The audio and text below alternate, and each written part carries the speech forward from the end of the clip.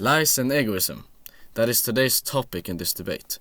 Joining me is Melker. And I am Hannes. We're going to start off with some extreme scenarios when lying is obviously okay or not okay. And the first scenario we have is when you lie to young children to spare them from potential trauma. For example, not telling a kid someone they know has passed away. Why could this be okay to lie? Well, I think it's alright to lie in this case because younger children won't understand as easily why it has happened. For me, I can use an example as myself because when I was younger, we had to put down our cat due to him being very aggressive, usually towards me when I was around 4 or 5, and my parents just said that he was going away. Then I got to know around 10 years later that he actually had to be put down. Which I understand why they didn't tell me, because that would have been traumatic for me, especially because I would have thought that it was my fault, as it was said. So you think that's okay because you realized some years after that, okay, this trauma would be bad for me then, but I realize now that, okay, they did it for my own good sake to spare me from this trauma that I could have experienced. Exactly. And this is like a scenario when it is really obvious to being okay to lie, because it's really unnecessary to tell a kid this potential trauma. And this goes the same way for telling your children that Santa is not real. Like, there's no reason to tell them it is not real other than being a literal asshole. Yeah, I agree with that. The next scenario is when lying is not okay. And the scenario goes like this. Imagine yourself finding out your friend is a serial killer and you do not tell the police information. Melker, why could this be an issue? Well, serial killer. What can you say? It's a very hard situation because of course it is your friend, but morally, it comes down to other people's lives being put in danger. So it's just not right to lie in this case. Not at all. It is an extreme, so to say, but it could lead to other people dying, and you could incriminate yourself too. Yeah, if you keep his friend safe. I think this can tie into egoism as well, because you might want to save your own interest if the relationship you have with this person, but at the cost of other people's lives. And I think it is really obvious in this situation that it's really not okay to lie in this scenario.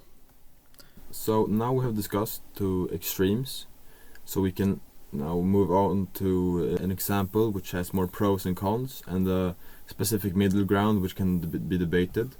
And we've chosen to talk about lying in the enlisting process to the military.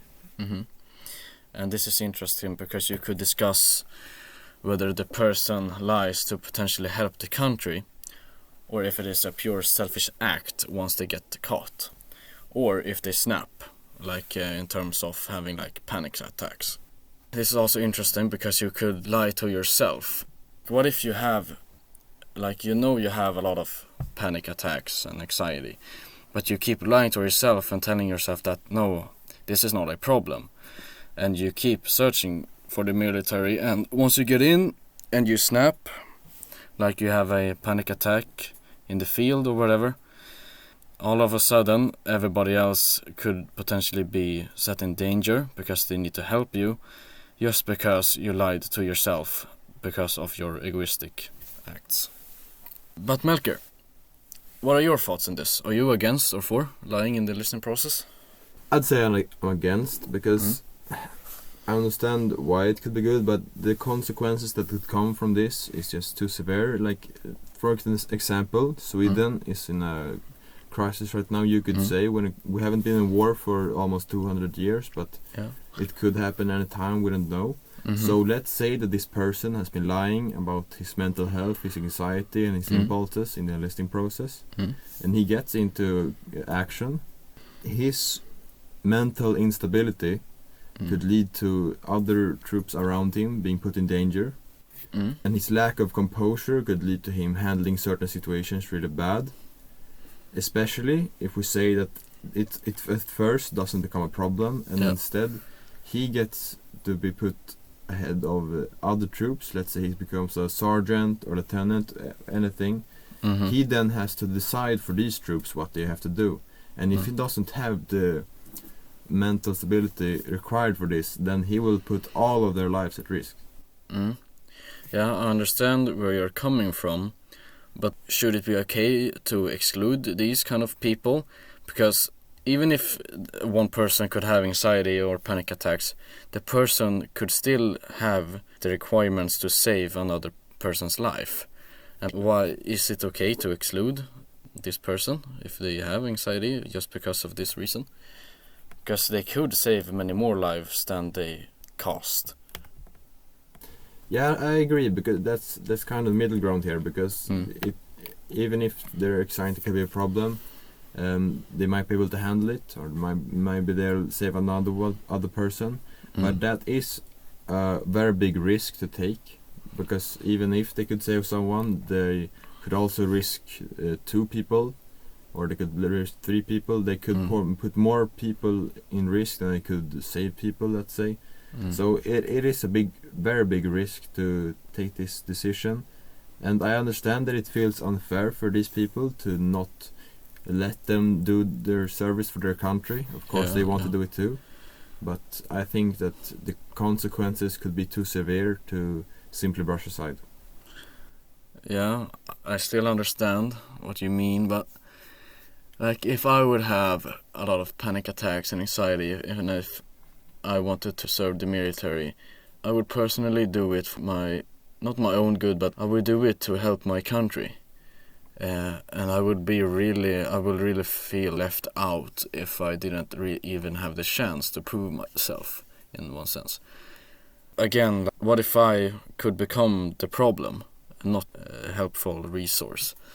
Then I understand where you're coming from, that it could have more problems than solutions in this case. I do agree with everything you have to say, because it is very, very back and forth. But if we're going back to egoism again, it is very egoistic to put yourself in front of others in this way, because you feel like you want to serve, and therefore you're gonna lie in a process, and you're gonna instead put your egoism in front of others' lives, because you'll not perhaps have the proper mental capabilities in war. So I would also say that it's not only dangerous, but it's also very egoistic to commit such actions. Yeah, sure, but now we have talked about issues that revolve around panic attacks and anxiety, but there are some other reasons why the military can send you home. For example, IBS, ADHD, and probably some more diagnoses, but let's talk about those two. IBS is a condition where your stomach reacts heavily on stress. And do you think this can be an issue in the field, because in reality it only really affects yourself and not other people, because other people do not have to take care of you in the field if you react heavily on stress with IBS, like compared to having panic attacks, where if you have a panic attack, most people usually crawl up in their own space and they have a sense of an impending doom on themselves. But IBS is kind of different, because sure, you're reacting to stress, but you're not handicapped in the same way. What are your thoughts on this? No, I agree with you have to say, because that is true. Like, it's not the same thing. You are able to handle yourself. You don't get in a panic attack in the same way. But I still think you become a liability to others around you if you have to deal with problems like that. But yeah, it is true. There are a lot of reasons why you can't go, and some might be seen as more unfair. But I understand why there are such restrictions, because it's the same way if you're not physically capable, if you don't have the stamina, the strength, and the endurance, then you're not going through either. So they want capable people to be a part of the military. Okay then, but let's talk about ADHD for a second. Because I think the military has been more receptive to accepting people with ADHD, specifically in like the newest decade. But do you think this is also a problem with being handicapped in the same way as having panic attacks? What are your thoughts? I think that's a good point to bring out, because in this case I think ADHD is not the same as anxiety. I don't think it has the same problems. I think you can, through discipline, you can control your ADHD, which I think you should be accepted if you have that. So we could say in this case that, say that you lie about not having ADHD, it wouldn't cause as much problems. It would perhaps be better than if someone had anxiety, because I think you can, as you said, you can get accepted if you have ADHD, but at the same time they might not accept you. So I could understand the reasoning behind having to lie about that and why I would want to do that. But as you said, you mentioned that they might not accept people, and emphasis on the might, because we realize now that there are some dilemmas or middle grounds to when it is or when it is not okay to lie if you have all the mentioned conditions. Yes, exactly. And I think that there can be a risk on both sides, as we talked about. There can be a risk in the field where if you're not stable enough, you can risk other people's lives, but there's also the risk of excluding people when it's not necessary at all. You might have some really good soldiers who doesn't really have that big of problems when it comes to mental mind, and it's a big risk to exclude them.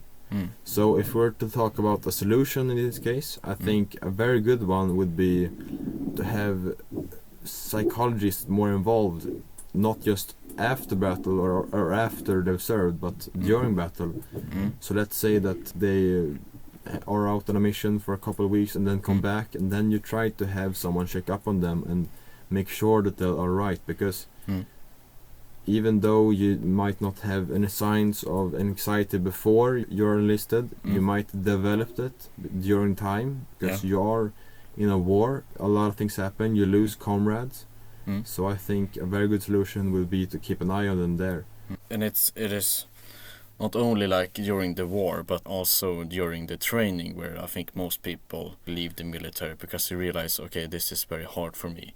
And I think that is also, at that point, it is the most important to have check-ins with the psychologist, because you do the check-in before you do the military and where you start to train, but never during the training or during wartime. But if you do check-ins during training, and they see that, okay, you have developed a lot of stress and you have the potential, or you have a big risk to having panic attacks if something were to happen, we're going to send you home right now, because it is not worth taking the risk in the future, because, okay, we see now that, okay, this is really affecting you. And as you said, it is a really good solution to bring the psychologist more often during the training and during the wartime, if that happens. Yeah. So, to sum it all up, we have discussed potential areas where it is more extreme. In some cases, it is more helpful to lie because it will harm someone if you do tell the truth. And in other cases, it is perhaps morally incorrect to lie. Then we have other cases where you have to dive deeper, like the one we just discussed. And it is hard to find a good solution, but hopefully in the future, more people could join the military without the need to lie.